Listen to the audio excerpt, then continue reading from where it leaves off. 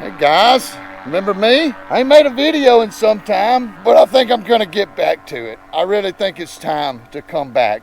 And I had an idea for a video, which is very rare because I've done so many. Every time I have an idea, like, well, I did that video. If you look back at my catalog, you're gonna see some of the most terrible content on the internet about paramotors that there is.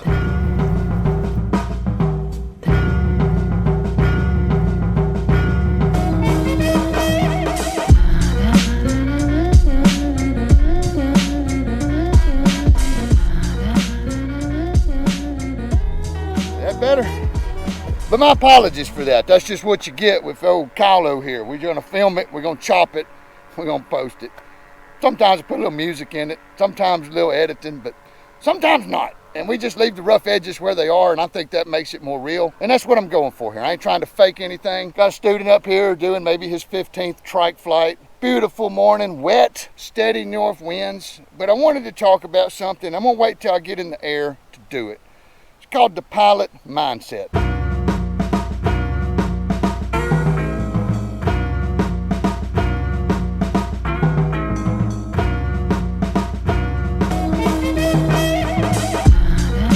Let's see if my head still fits in this thing. Now, of course it did. I wore it yesterday. So the pilot mindset, let's digress. Let's go back a bit. You see a lot of videos and hear a lot of internet chatter about the safety, gear safety, safe gear. It's important. I'm not gonna knock safe gear. That's an important thing. Now, is it the most important thing to safety? And I think not. As long as the gear is structurally sound and properly trimmed, and you're using appropriate gear for the skill level, you can kind of wipe out off the chart as far as what's next. It's the pilot that makes safe decisions. I just put together this thing recently. It's a E-start only motor. 3-blade prop, direct drive electric start, off-grid throttle, Parajet Maverick frame, busted spots in it. I busted it years ago, been flying it ever since, works fine. The off-grid throttle, so far so good. I wish it was a little thinner here, but it's ergonomically correct. And the cruise control, I used it once, I've probably flown it 20 times, but I've only used the cruise control once, and it is nice. But it's just as nice as any cruise control. I don't know. I'm not sure a complex mechanism is necessary. My back's been giving me a fit. I didn't get out the bench like a smart man would. It was in the 50s when I got to the field this morning. I don't have a jacket, so I initially wasn't going to fly. But now it's warming up, sun's out. I asked the student, it was their inversion. He said, yeah, it's warm up there. So I'm going to go up there and just fly around. Mac Paracharger 228 was the one that was on top of the stack. So that's the one my lazy ass grabbed. It's wet out here, so I wanted something I could easily stuff. Oh,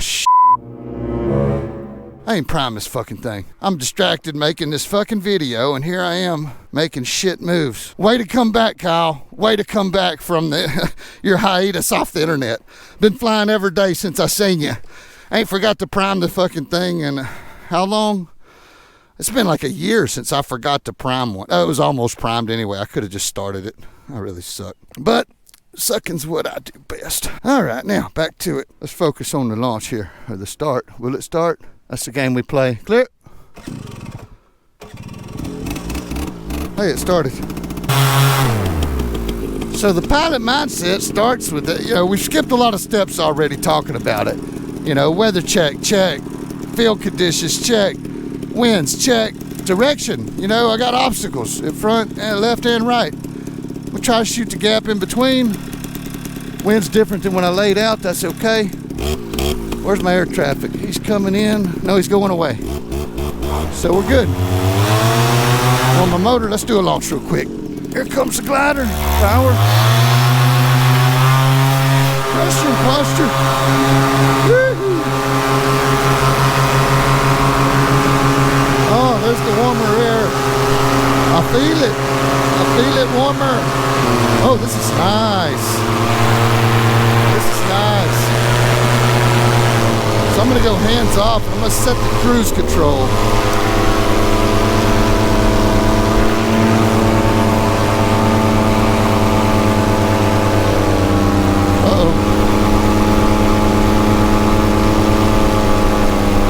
Wrong way.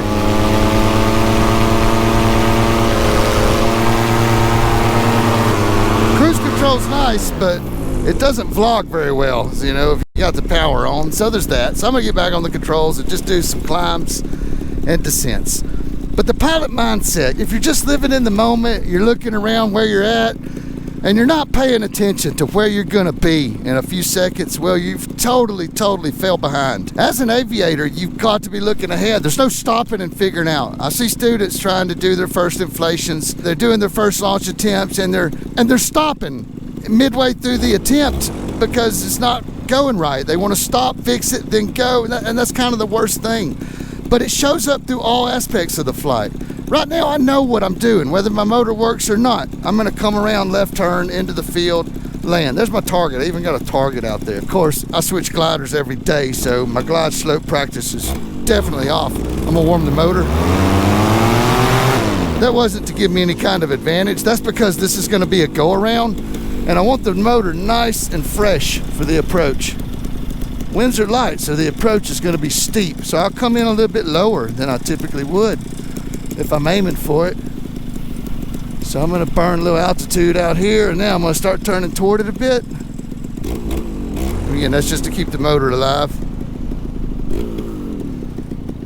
Let's see how close I probably could have got. I'm going to be short. I'm always short on this one. 40 feet. I didn't even flare. So back to our pilot mindset. You know, it's a real Indian versus arrow type situation. I'm just gonna kill it. You can take a bad Indian and give him the best arrow in the world, right? You know, this is an analogy for gear. I'm not trying to be racist, I swear.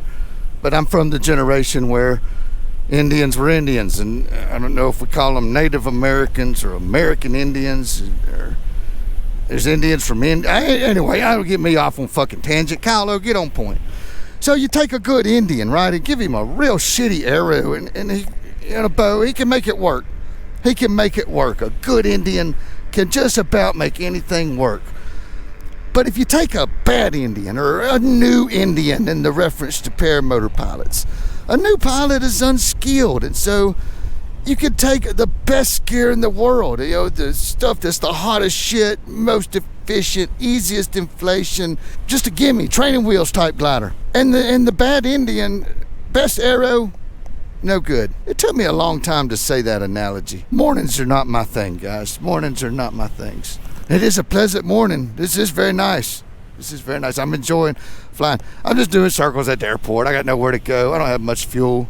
But you're looking ahead, you're looking around, you're looking at where you're gonna be, not where you're at. If you're looking just where you're at, you're behind.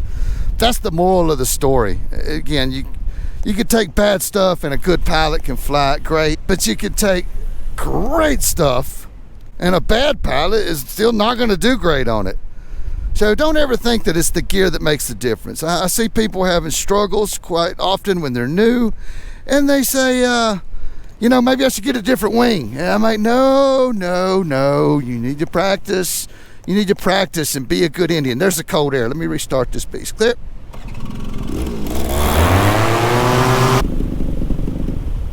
So a good Indian, a good pilot, you know, what do they have? What do they have in their bag? Again, disregarding gear, they've got a good, solid base of fundamentals. They're able to clip in and clear their brakes and grab their A's effortlessly with smooth motion, without confusion. They're able to pick good lines where they're coming in and coming out of the field appropriately with bailouts at all angles. They're doing their launches. They've practiced. They've done 100 of them without the motor, and they can do it every time in any condition. They're well practiced. They're well-oiled machines. Good pilots have mastered the fundamentals because they practiced them first and got a good solid foundation for flying. And you take the steely-eyed pilot mindset, and you got to put your fears aside, and you got to do the moves that are appropriate for the condition. Now, I know when you're new, there's a lot of things happening, and I ain't talking specifically about a brand new pilot. Every pilot, every single one of us was brand new at a certain point, and we all remember those fumbles, those learning mishaps, those things that hard lessons earned. That's what a good pilot is. He's earned those lessons, and he's doing all the right moves now. He's not making errors very often. Errors will always be a part of every pilot scenario. to say you're perfect, you're a fuck up. But not to do much name calling. One day I hope to be good. Until then, I'll just keep practicing. I'll just keep practicing, and that's sort of the joke. Is you're never good. You're just always either unpracticed or practiced. It's like a doctor, a football player, anything, any technical profession. That's why you practice. That's why professionals practice. And if you want to be good, touching it once every week or two is not going to make you good. Touching it every other day or every day, you'll be far better with way less rust every time you get back on it. But that's the pilot mindset. That's really the most that I could say about it. You got to be looking ahead. You got to be focused on the appropriate moves. You need to have good situational awareness. Know where your traffic's at. Scan the sky often. Look for problems and obstacles and conundrums before they get there. Anticipate errors. Don't want to be doing stuff low. I had a video about flying low. If you've not watched that, I recommend it. It's a good one. The dirt is what hurts. Hey, there's Airport Dog. There's Airport Dog. Okay, so another conundrum. If I land in the grass, my wing gets wet before I put it up. If I land on the concrete, it doesn't. You know what? I wonder if I can land on the bag over there and then kite it over to the dirt and lay it down. Because the dirt's dry. Maybe I'll try that.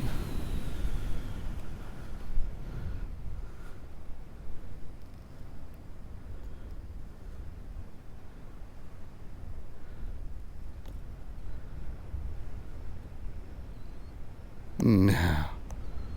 What I'm saying no about is I don't want to land on the bag because there's no way I'm going to get the glider over to the dirt from there in those winds. So I'm going to glide over it instead and aim actually for the dirt. Woo-hoo. Look at that landing. Right on the money. Right on the money. In the dirt, in the dirt, in the dirt, in the dirt, in the dirt, in the dirt, in the dirt, in the dirt. Ha ha ha ha.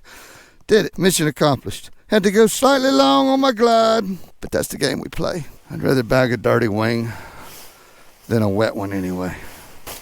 The bag didn't get wet either because I left it in the camper over there. Camper, I'm still calling it a camper. It's been a paramotor school trailer for 5 years now. How's that for helmet hair? Have you ever seen helmet hair? It looks so good. So thank you for coming along for the morning philosophy lesson. I don't know what you would call it. I make up words for things sometimes, but there is a pilot mindset that's different than your regular mindset. You gotta think in motion. You gotta look ahead, be ahead of the game, have the fundamentals in your back pocket, ready to draw at the moment's notice. What if you can only do forward launches, but a gust front comes along that you didn't see and you've never practiced high wind reverse kiting? What you gonna do now? Probably gonna fall over, get dragged and all.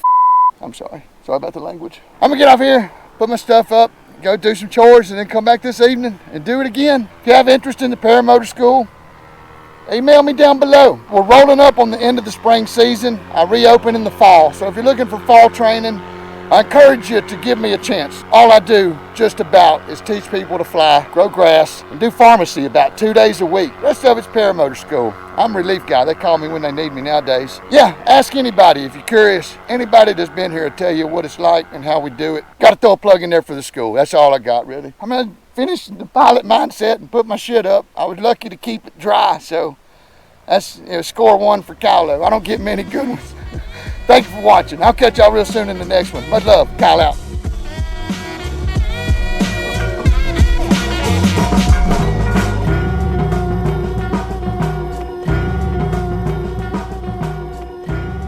Right on the money.